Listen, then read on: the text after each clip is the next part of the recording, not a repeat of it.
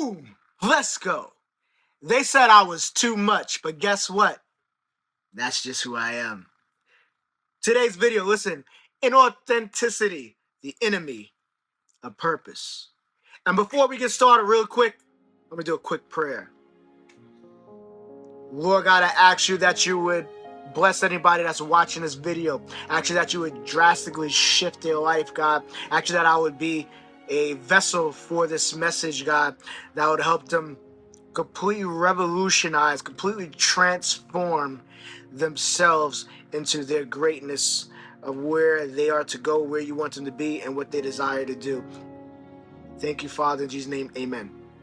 Check it out. I want to ask you one question. How can you live your purpose if you're not living your truth?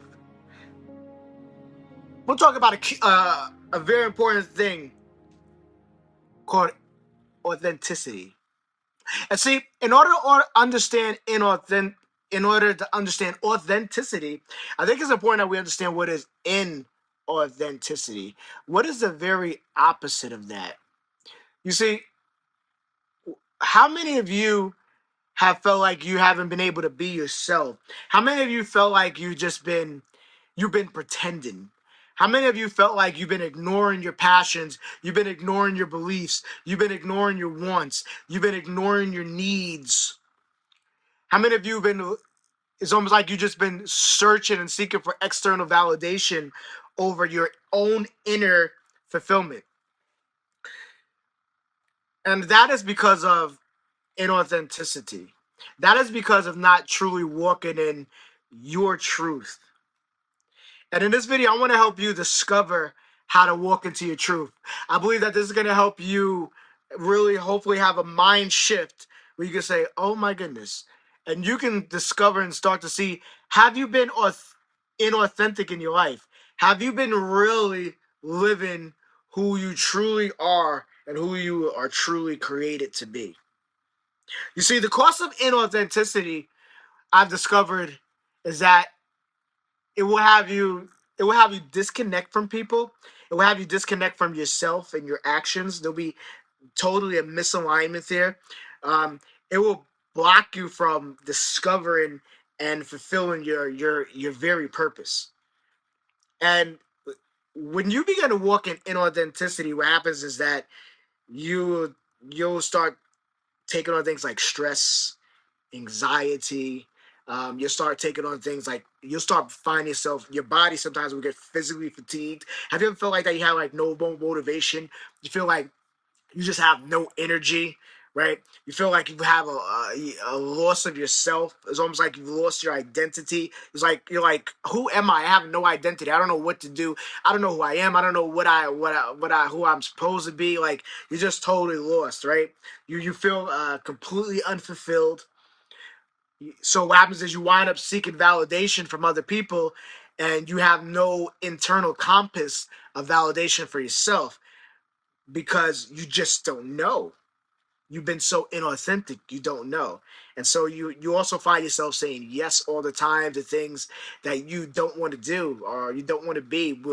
So you find yourself saying yes where you really want to say no. How many of you found yourself there? And another big thing is that you find yourself comparing yourself to other people. And so there's no satisfaction in who you are and who you desire to be. These are the costs of living inauthentic. See, what happens when you live inauthentic, you're actually like putting on a mask. Now, I want to talk about a concept of why this happens, right? And I'm going to take this from a spiritual perspective of why this happens. And some people might not talk about this or might not agree with this. But what happens is that, why does this happen where you are being so inauthentic, inauthentic, where you feel like you can't be yourself? You feel like you can't be your true self. Well, it starts with childhood. And so what happens in childhood, there's normally some things that happen. There's normally some trauma that happens. There's normally some things that happen in your life where it was a threat to your survival. And so because of that, you wind up having to create these aspects of yourself. You wind up having to fragment yourself. You see, you came in here as a spirit. You came in here as a soul, right? Uh, a whole spirit, and you came into this body, this fleshly body, this avatar, as maybe we can say it. You came into this vehicle, and you see, your spirit cannot be fragmented. Your spirit cannot be split. However, the expression of it, which normally will be expressed through the nervous system, through the spine, through the mind, and this gives the expression because the mind dictates how I move my hands, right? It's my mind, and my mind it has been programmed so well since I was young that without me thinking, I involuntarily breathe. When I get in the car, I don't really think about driving. I just drive because I've been able to program that, right? That part that my mind does this. Now, your spirit comes into your body as this whole, right? It's complete. It's whole, right? And it comes here, and as you begin to experience life, and things begin to happen to you, happen to your body, they happen to your mind, right? And you start to feel these effects in your emotions, and they start to also affect your soul. And things begin to happen that are a threat to you, or a threat to your survival.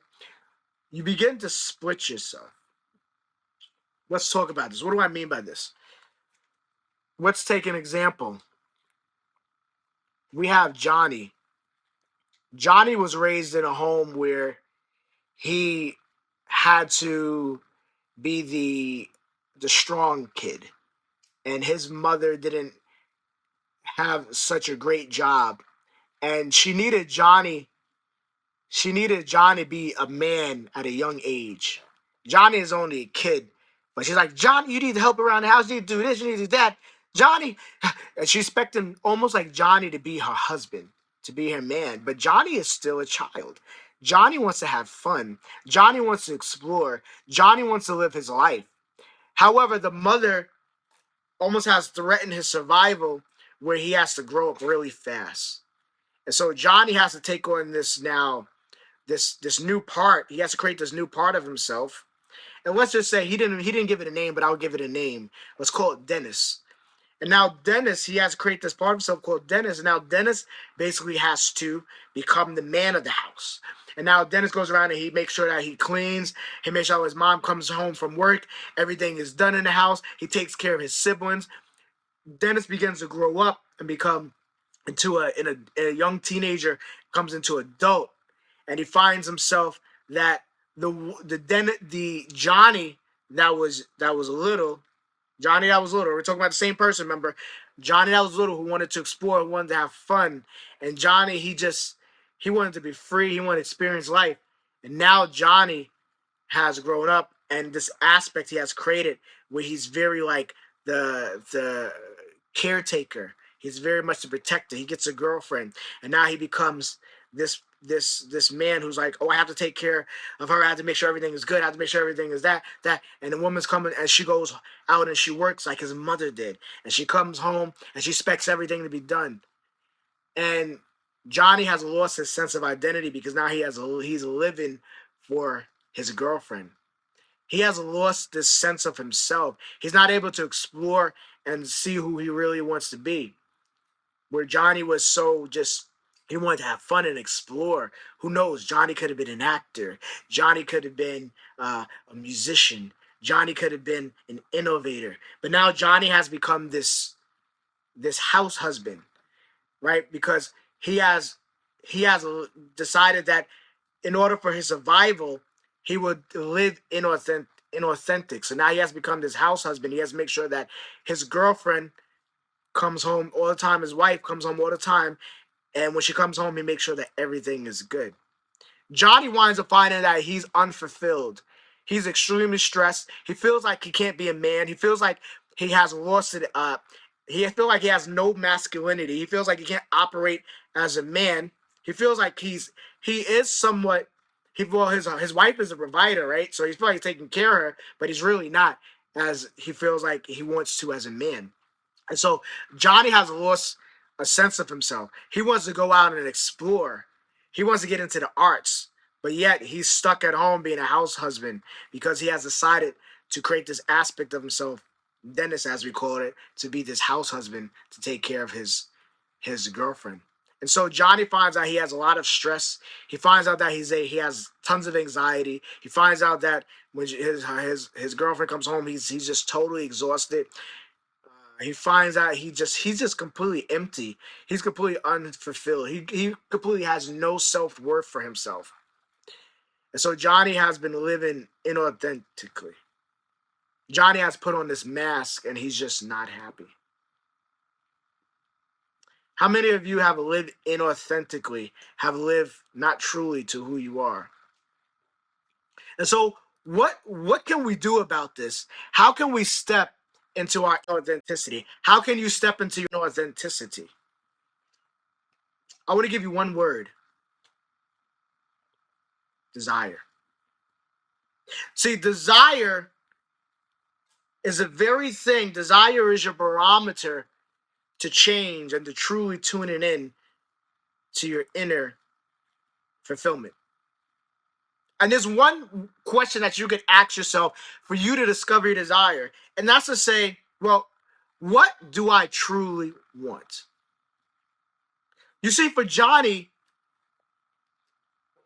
he might have to take the tough decision to break up with his girlfriend and begin to go after his own goals and create autonomy to himself, where he will attract and he will meet the proper woman that he can actually be happy with, the proper woman that can support him. So hopefully Johnny says, okay, I'm going to disconnect. I'm going to go explore what I really want to do. I'm going to get into arts. I'm going to go take some acting classes. And I'm going to go ahead and I'm going to be autonomous. And I'm going to be able to create a life for myself. I'm going to get my own place. And what happens is Johnny later meets this woman, and she's so supportive of him. She doesn't expect him to have everything done. She doesn't expect him, he's the man of the house and he's autonomous, but he's automatically that because he's now operating his masculinity. He's actually operating and he's doing his goals. And so now he's able to be a support to her and she's able to be a support to him. And it's not something where she's a burden to him and she's domineering. And so now Johnny has decided that he would live authentically, and now he feels fulfilled in his relationship. He feels fulfilled in his life. He's starting to find his career. He's starting to find himself, and he feels fulfilled on the new path and journey that he has taken. Why? Because Johnny decided to ask himself, what do I truly want? So I want you to ask yourself that today. What do you truly want? What is your desire? See, this is the very first step for you stepping out and into your authenticity and taking off the mask. Really quick story. I remember when I was working at a church, and I was working there as a janitor. And during that time I was working at a janitor, I had a great, deep, burning desire that I wanted to do music. I wanted to be a musician. But I had no idea how to do it. But at the time also, I was living very inauthentic. I had people pleased my life so much that anything that came to me, I said yes to it. And I didn't know how to say no to things. And so I basically accepted everything. And I don't want to downplay this job because this job was definitely something that taught me a lot. It gave me a step up in a lot of different ways. So I'm very grateful for this job. However, in this season of my life, I have to go back and I have to acknowledge that I was living inauthentically. And so there came a point where I had to really ask myself, what do I truly want? And I remember going on a fast. Because I said, God, I need to go on this fast because I need to get clear on really what I want from my life, really where I want to go forward in my life. And I'm just not happy. I'm not fulfilled. I don't feel like I'm living or even on the path of my purpose. So what am I doing? Why am I even doing this? And so I decided that I would go on a fast so I can get clarity. And I remember going on this fast, And I did a 21-day fast, only water. I didn't eat any food, and I only ate water for 21 days. And I remember by the end of the fast, at the very end of the fast, I remember I was in the woman's bathroom. I was cleaning the toilet, and I remember I got a call. I used to have a uniform right now, this walkie-talkie on my hip, and I remember getting a call, and it was my boss. He said, "Jordan, I need you to come to the office." And his tone just kind of alarmed me. I said, "Something weird is going on." And he called me to the office. Now, actually, let me backtrack before I get to that point. Let me backtrack. Now, when I was in this fast, about 2 weeks into this fast, um, God told me, the Spirit said, He said, "You're gonna lose this job because I'm about to have you step into your purpose, which you're supposed to do in this next season." And he said, "You're gonna lose this job," and I said, "Okay." And so I went out and I started applying to jobs. I went to all these jobs, and I was actually taking my resume and I put out, my resume at different jobs. I had went on like 3 interviews. I had one job. It was one job interview was for teaching music. It was teaching music at a music school. There was another job was like teaching kids, um, like little kids music, and then there was another job which was doing sales, selling cutlery. And I remember pretty much all those jobs I really didn't really care for. They weren't very my desire. But the last job, which was the teaching music, I said, okay, you know what? This is along, music. So I said, hey, it might not be what I truly want, but it's in that field. And so I decided that I would entertain that.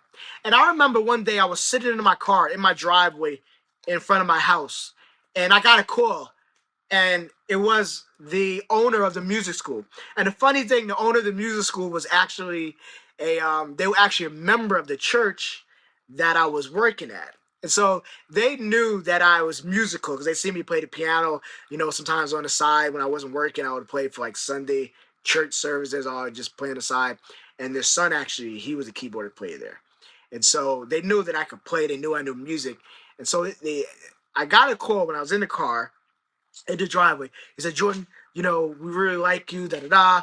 After the interview, we want to know, can you start tomorrow? You know, um, of course, it's going to be a better job. You have better hours. The pay is better. And you could do music, doing something you love."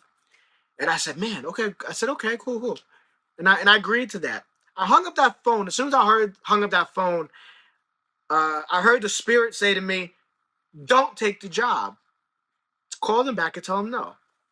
And I was like, "Oh, you got to be kidding me!" And I fought with God, and I called him back, and I said, "I'm so sorry, I can't take this job."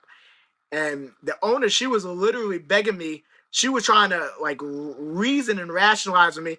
"No, you need to take this job. What are you doing? Are you serious? Don't worry, we work it out. Jordan, you should really think about this." And I told her, "I'm so sorry, I can't take it." And I hung up that phone. And I went back to the job where I was working as a janitor. I rejected all that, and I went back to the job, and I just continued to work.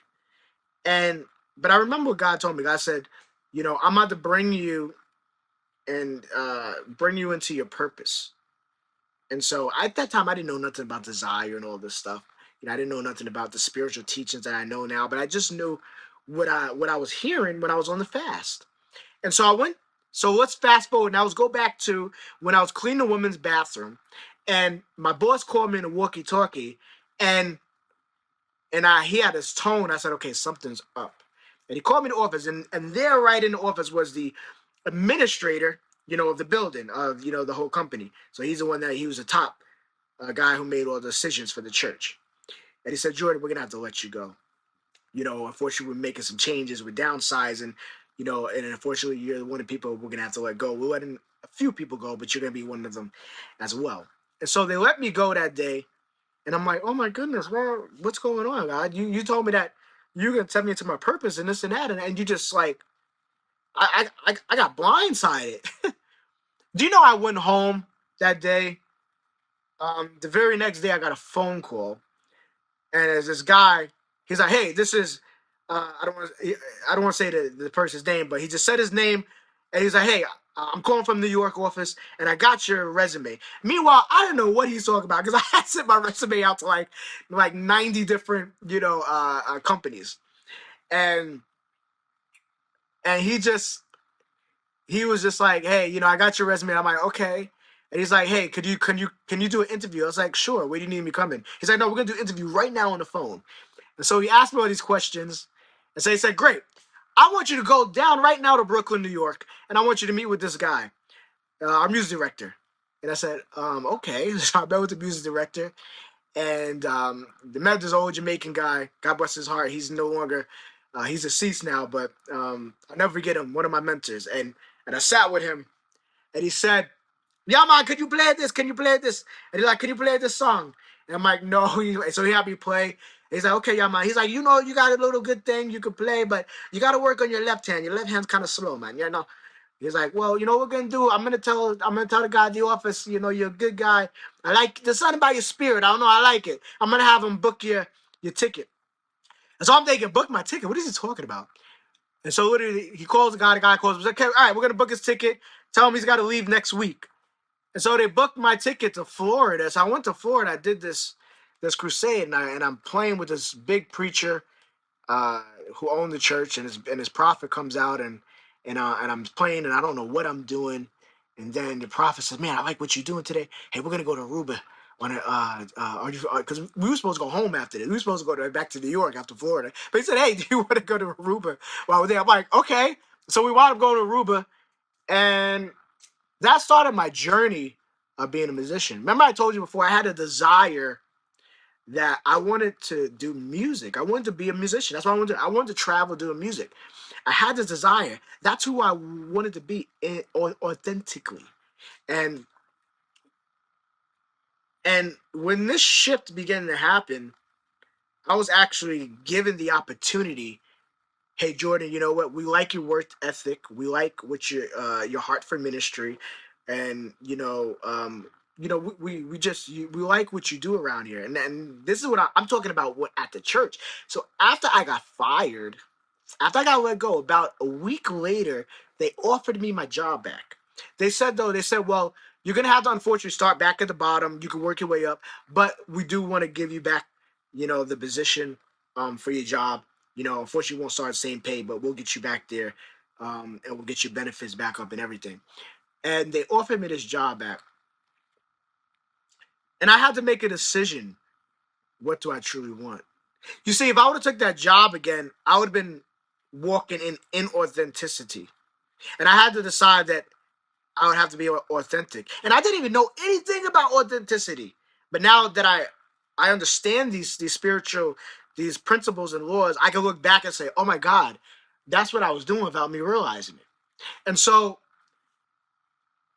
see, desire is a very thing that's going to help you. It's going to give you the barometer. It's going to give you the it's going to give you the very step in making the change to take off the mask. What do you truly want?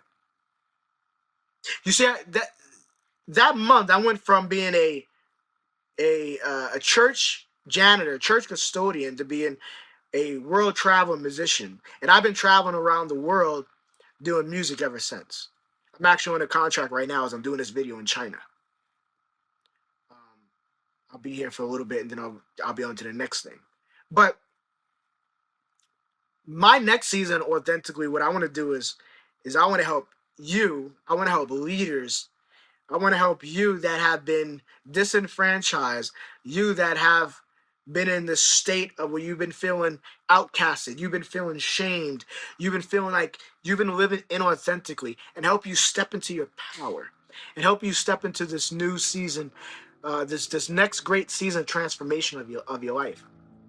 And so I want to ask you, if you've been inauthentic, if you've been feeling unfulfilled, if you've been feeling like you've had distress, anxiety, and you feel like you've been trying to do everything and nothing's working, and you feel like, man, I don't know what I'm supposed to do anymore. I've lost myself. I don't really care about this. I'm just doing it because I just need to make a dollar. I'm just doing this because I need to please my parents. I'm just doing it because I need to please my wife. I'm just doing it because I just need to pay the bills. I'm just doing it because X, Y, Z. You see, that very fear of what you believe that you need in order to operate that is the very thing that's going to keep you blocked from going further. You see, this rock that you might be holding in your hand, where you could be having a diamond, right? This inauthenticity that you're walking in, and maybe it serves some purposes. How great of a purpose will you be able to serve when you truly have the value in your hand that you really value? How much of a greater service will it be when you truly have the thing in your hand, or you truly become the person that you desire to be? The person that makes you feel fulfilled, the person that makes you feel satisfied, the person where when you operate as that person, that man, that woman, you feel fulfilled. You feel like, wow, I'm actually doing what I was called to do. I'm actually doing what I was created to be. You see, it is operating in that authenticity and acknowledging that desire that will get you started. And see, I understand that there's trauma, and I understand that having that fragmentation, I understand having that split in one's aspect of consciousness and one aspect of oneself is a thing to get over. And I will be covering that in videos to come of how you can resolve this. But however, the first step to any transformation, the first step to any awareness, to any change, is awareness. It's self-awareness. And so in this video, what I would love for you to do for yourself is become self-aware of what do you truly want. What is your desire? What is your desire? See, the Bible says God will give you the desires of your heart, right? And yes, we know somebody will say, well, but God also said that the heart is wicked. Of course, but you can clean the heart. Once the heart is cleansed, then the desires, they are God-given. They are God-gifted. So you can achieve the desire of your heart. See, the desire of your heart is not evil. The desire of your heart is what God gave to you. However, as I told you, as I broke down before, when you come into this reality and you go through life and you go through trauma and you go through certain things and you experience this split of your parts, the split of being fragmented, right? The heart begins to get contaminated. It begins to get hurt. It begins to get damaged. It begins to get broken. But it can be healed though, and I'll be covering that in other videos too. But first, let's start here. Desire. Let's start with authenticity. In what way? So if you guys could put in the comments, in which one way today, in what way can you start living more or authentically? What can you start to do where you can start to live more authentically? Is there something that you need to actually do? Is there something that you actually need to say no to? Is there something that you need to become internally? Right? What can you do to start being more authentically today? And again, it starts with your desire. And I want you to know, remember, that your authenticity is one of the greatest steps to discovering your purpose. Thank you for watching this video. And I hope that you step into a great level of authenticity and a great level of change for your life. Thank you. I'll see you on the next video.